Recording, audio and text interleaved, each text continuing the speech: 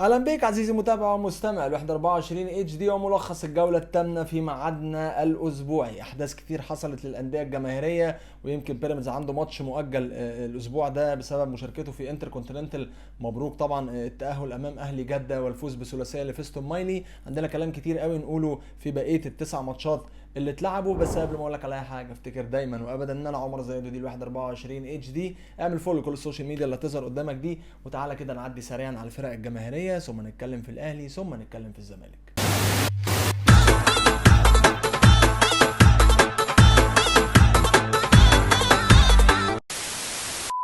في اليوم الاول للجوله الثامنه اتلعب ثلاث ماتشات، بتروجيت والمحله اللي انتهى 0-0. وخليني اقول لك احصائيه سريعه على اليوم الاول كده، دخل فيه جون واحد، اتلعب فيه ثلاث ماتشات جون واحد يا مؤمن في مباراه هحكي لك عنها. بتروجيت والمحله 0-0، زد والاتحاد اللي دخل فيه الهدف الوحيد 1-0 لزد، واخيرا وليس اخيرا في نهايه اليوم الاول فاركو والمصري 0-0. وفي اليوم الثاني كل حاجه مكتوبه ومتسجله، الاهلي والحرس 3-2 للنادي الاهلي، ثم الزمالك والجونه، ومباراه كانت مثيره استعدادا للقمه 1-1 بعد ما كان الزمالك متقدم. واخيرا وليس اخيرا في نهايه اليوم الثاني الجيش والمقاولين، مباراه تصيبك بالاختناق 0-0 في نهايه اليوم الثاني. واخيرا وليس اخيرا اليوم الثالث اللي اتلعب فيه مودرن وسيراميكا، وفوز سيراميكا 2-0 على مودرن، وهنتكلم سريعا في الموضوع ده. ودجله والبنك مباراه مثيره 1-1. وفي النهايه انبي والاسماعيلي و1-0 الانبي في مشهد متكرر، بنشوف احمد العجوز يخش ضربه جزاء تانية زي ما دخل في ماتش الاهلي. فيعني الاتحاد بقى الاسماعيلي انا اسف ولا ايه، له الجنه وله الله هو والاتحاد. وسريعا تعالى كده نتكلم على الماتشات وايه اللي حصل فيها. اما بتروجيت والمحله فيعني كان في طرد حصل لبتروجيت، المباراه اللي كان فيها 6 كروت صفراء وصفر من الاهداف. ما شفتش المحله بتستغل الطرد بتاع بتروجيت ده كما يجب، يعني المحله بتلعب على الكور الثابته من الراجل يحيى زكريا اللي احنا شفناه واتكلمنا عنه في المنتخب الثاني واحرز هدف مميز. بيشتغلوا على الحته دي كويس قوي وعملوا منها اكتر من كوره، وجريندو طبعا بيبقى جزء من القصه دي، بس في النهايه اتطرد منهم واحد، كان ممكن يبقى فيه اكتر من كده. شفنا برضو انفرادة غريبة ضاعت من الراجل سينو سونكو لو انا مش غلطان بتاع بتروجيت، اسمه غريب دايما بنساه. انفرادة راح وفجأة الكرة اتكعبلت تحت رجله كده، ما تفهمش ايه اللي حصل. وفي النهاية بتروجيت في المركز التاسع والمحلة في المركز ال12 بعد هذه المباراة، في مباراة كانت يعني ماشي، المحله كان ممكن يعمل احسن من كده بكتير. يعني المحله لعب 8 ماتشات، كسبان ماتش، خسران ماتش، ومتعادل 6 ماتشات. فاهم؟ حاجه قمه في التعادل. انت لو بتتريق على الاهلي من كم التعادلات فالمحله يعني مكسر الرقم القياسي. وبتروجيت لاعب برضو نفس العدد 8 ماتشات، كسبان 2 خسران 1 ومتعادل 5، برضو كتير كتير جدا تعادلات في الدوري المصري. ثم زد والاتحاد، المباراه اللي كانت فيها رايح جاي عشان ما اظلمش الاتحاد الصراحه، بس زي ما بنقول كده الزن على الودان، مره في الثانيه في الثالثه قدر شادي حسين يخطف هدف من كورنر، واللقطه دي متكرره كتيره وبكلمك عنها كل اسبوع. فكره العرضيات اللي الدفاعات في الدوري المصري عندهم مشكله كبيره فيها، ولسه احكي لك عنها في الماتشات التانية. يعني شادي حسين بيخش واحده دب بدماغه على طول. هو كان في زي ما بقول لك الصراحه رايح جاي في مباراه احصائياتها شبه الاحصائيات اللي فوق، مع استثناء بس انه في هدف دخل هنا برضه نفس الفكره. الانذار السادس كان بمثابه كارت احمر، تمام، وفي بقى هنا هدف دخل. في بتروجيت المحله ما كانش فيه هدف دخل، وهتنتهي المباراه 1-0 لزد. زد اللي بيحتل المركز السادس، يعني مش وحشه خالص بالنسبه للتجربه الاولى لكابتن محمد شوقي. وفي المركز الثامن عشر نادي الاتحاد، الاثنين لاعبين 8 مباريات. الاتحاد بص عندك بقى الاتحاد عامل ايه يا حبيب قلبي، الاتحاد كسبان مباراه، خسران 5 ومتعادل 2. وزد لاعب 8 بس كسبان 3 خسران 2 ومتعادل 3. ويعني خلينا نشوف زد هل هيعملها ويفنش بقى في التوب 4 ولا التوب 3 ويخش له في حاجه في افريقيا، يا عالم هشوفه ولو بكره يوم. خلينا نشوف ايه اللي هيحصل. وفي نهايه اليوم الاول مصري وفاركو في مباراه يعني دي كانت من اتجاه واحد شويه الصراحه. المصري قعد يلب دب دب دب دب دب دب ولا حياه لمن تنادي، يعني دغموم جبهته كانت شغاله بس ما كانش فيه فعاليه من عمر الساعي ومن بقيه الرجاله ولا صلاح محسن. وشفنا في المباراه دي اللقطه اللي انا ما بحبش اتكلم عنها خالص، اللقطه بتاعت عمر الساعي لما خرج وما كانش عاجبه هو واحمد عيد. ما بحبش انا الحاجات دي خالص، لانه انت دلوقتي في وضع لازم تبني عليه. مش تهدم، انت ما جبتش تضايق، انت ما جبتش تجيب من ديله، انت يا دوب لاعب 8 ماتشات في الدوري، عامل 8 ماتشات كويسين يعني ما اخترعتش العجله.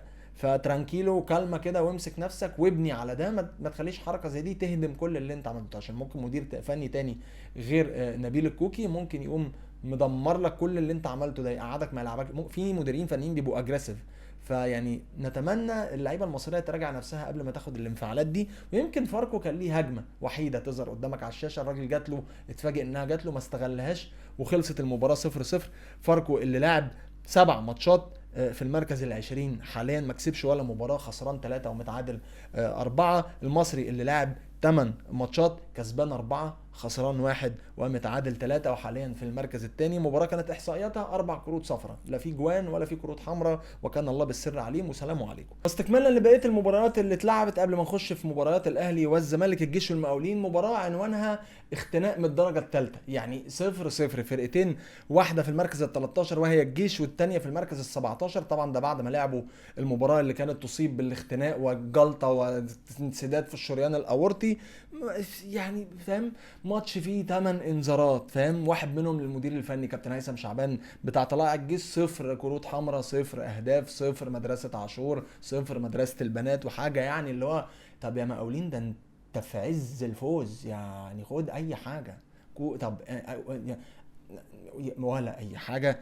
وعشان نخش بعديها على مودرن وسيراميكا، المباراه اللي انا كلمتك عنها في الريلز، ولكن ممكن سريعا كده اديك نبذه اطول عنها. مودرن حاليا بقى في المركز التاسع، سيراميكا في المركز السادس. وباختصار سيراميكا عطل كل ادوات مودرن، يعني لما ينزل سيراميكا بعمرو السوليه يبتدي يقعد يشوط، فتيجي واحده في العارضه تترد تروح تخبط في ايد احمد بالحاج وتروح جون بعديها، فتتحسب هاند بول على احمد بالحاج، ما يعطلش سيراميكا يقول لك لا انا مكمل، فيخش صديق اجولا بقى يعمل اوفر لرجب نبيل يحرز بيه، وبعدين صديق اجولا يحرز كمان هدف، وتلاقي ضغط واستبسال من فرقه سيراميكا اللي هو ايه، هي دي مودرن يعني، تعالى طب انا اوريكم بقى. يعني عارف نجوم الاهلي السابقين عمرو السوليه وسعد سمير وحسين السيد وكريم الدبيس، وعندك بقى باقيين بقى اسلام عيسى، رجب نبيل، صديق اجول، لا في قصه، ايمن موكا، في قصه كبيره بتحصل في سيراميكا. عملوا مباراه الصراحه كانت ولا احلى ولا اروع، انتهت 2-0. والمباراه اللي كانت احصائياتها 4 كروت صفراء، 0 من الكروت الحمراء وهدفين. وزي ما قلت لك في المركز التاسع مودرن، وفي السادس سيراميكا. اول توب 7 هيبقى عليهم عوق السنه دي، يبقى في قلق وهيبقى في منافسه شرسه على المقاعد الافريقيه. ثم نروح لدجله والبنك، مباراه بين 2 مديرين فنيين محترمين. دجله اللي بيحتل المركز الثالث حاليا مع كابتن محمد الشيخ، اللي عنده ميزه مهمه شفناها في الماتش ده وفي ماتش الزمالك، بيقدر يرجع يعني يخش فيه جوان، يقدر يعمل كومباك، عمل كده مع الزمالك وكسب. ومع البنك بعد ما كان خسران 1-0 من هدف كان اساسه ضربه جزاء، محمد ابراهيم قدر يروح في واحده كده حنكشه ورقص المدافع بص عمل حاجات جميله، وخد هاند بول بعد ما سيف تقى مدافع دجله لمس الكوره بايده وخد فيها انذار. حلو، يخش احمد ياسر ريان يحرزها 1-0 للبنك، فيجي سيف تقى ده هو تاني يتعادل، وادي دجله 1-1. فبعديها بشويه يجي سيف تقى ده هو تاني يقوم كعبل اظن يوقع النور وهو رايح يجيب جول للبنك، راح واخد الانذار، ما خدش انذار تاني، اتطرد على طول عشان يبقى عمل كل حاجه في الكوره، انذار وطرد وجاب جول لفرقته، ويعني عمل كل حاجه. ولكن انتهت المباراه 1-1 بمباراه محترمه. كابتن ايمن الرمادي اللي عمل استفاقه مع البنك، ومحمد الشيخ الصاعد الواعد العظيم اللي لا يخشى احد طبعا في كره القدم، الراجل منطلق ولا يهاب احد على الاطلاق. واخيرا وليس اخرا، انبي والاسماعيلي في مشهد بيتكرر كذا مره، احمد العجوز يخش يحط ضربه جزاء اللي كان عليها لغط. ضربه الجزاء دي من وجهه نظر النادي الاسماعيلي والجهاز، كابتن عبد الله الشحات لاعب الاسماعيلي السابق في الجهاز، عمل مناظر ولقطات وحدف ازازه ميه على الحكم ويحشوه، وكابتن احمد العجوز كذلك برضه اتعصب وتشنج ونزل الامن وقصه كبيره. وهي ضربه جزاء يعني يراها اي واحد ليه علاقه بالكره ولا لا، بكل امانه وبكل وضوح. احط لك الفيديو سريعا من الفار اهو، واحط لك حتى سكرين شوتس منها، فيهاش كلام يعني. عبد الله جمال حارس الاسماعيلي كان هيصدها، الحارس اللي هو عنده 18 سنه، هو نجم المباراه بالنسبه لي، انه شال اكتر من كره قبل البلن وبعد البلن، وحط ايده في البلن، ولكن ما توفقش. احمد العجوز كان حاططها قويه. ده كده ملخص كل المباريات. وطبعا مش محتاج اقول لك ان الاسماعيلي في المركز ال21، انبي في المركز الرابع. الاسماعيلي لاعب 8 ماتشات خسر 6 كسب 1 وتعادل 1.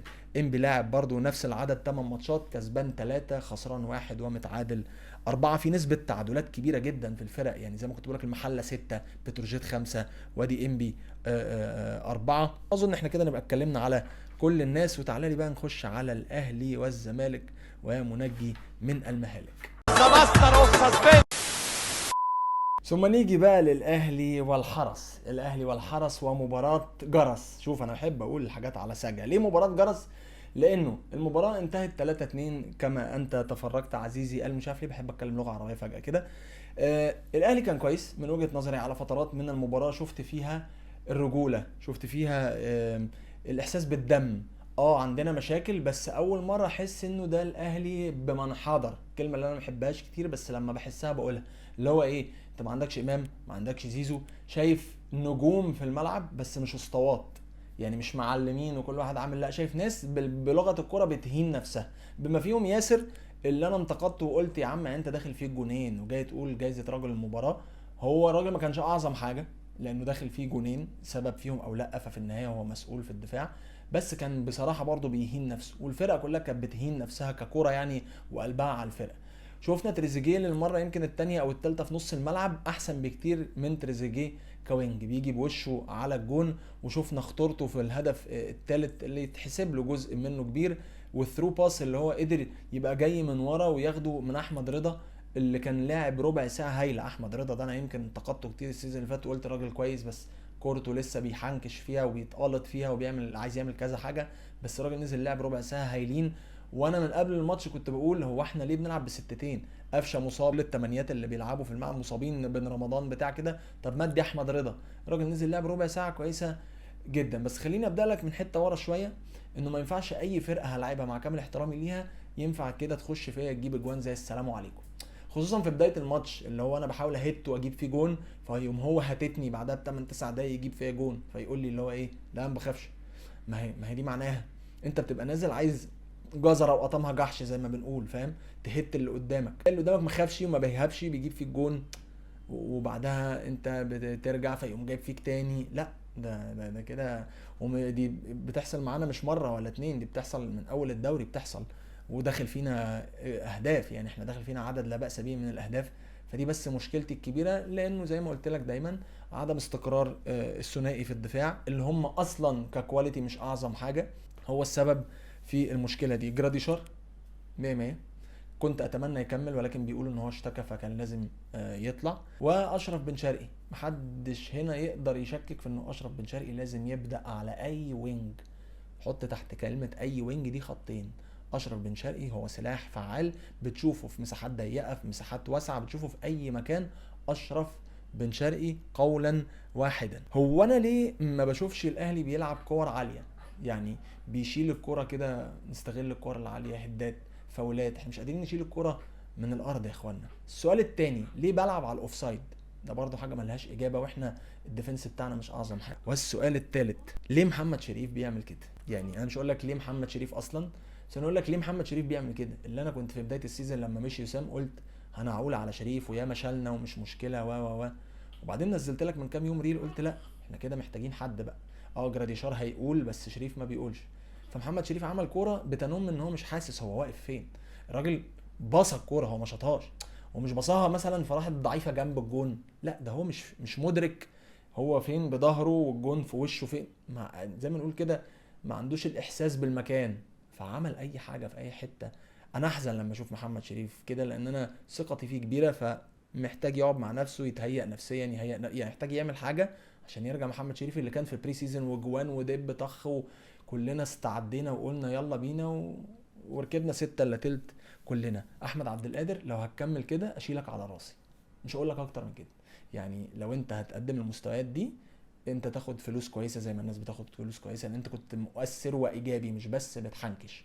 حط تحت دي كذا خط. اجمالا انا قلت لك انا اتبسطت بصراحه من الاهلي، يمكن عشان شفت الاهلي بيكسب باداء كويس. الاهلي حاليا في المركز السادس بعد 3 مباريات فوز وتعادل مباراه وخساره مباراه امام بيراميدز و3 تعادلات، ويتبقى له مباراه عشان يبقى 8 زي بقيه الفرق. الحرس لعب كام؟ لعب الحرس برضو لعب 7 زي الاهلي، كسب 2 خسر 3 وتعادل 2 وحاليا في المركز ال16.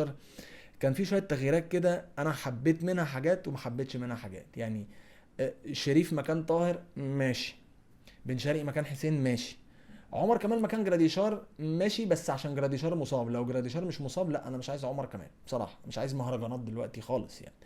وعبد القادر مكان العش ماشي، ورضا مكان ديانج ماشي، بس كانت متاخره، كانت عايزه بدري عن كده. بس انا كنت غير راضي عن بدايه مروان وديانج مع بعض دي، كنت شايف ان ممكن اصلا رضا يبدا. ولكن اجمالا فرحنا يا اهلي في القمه.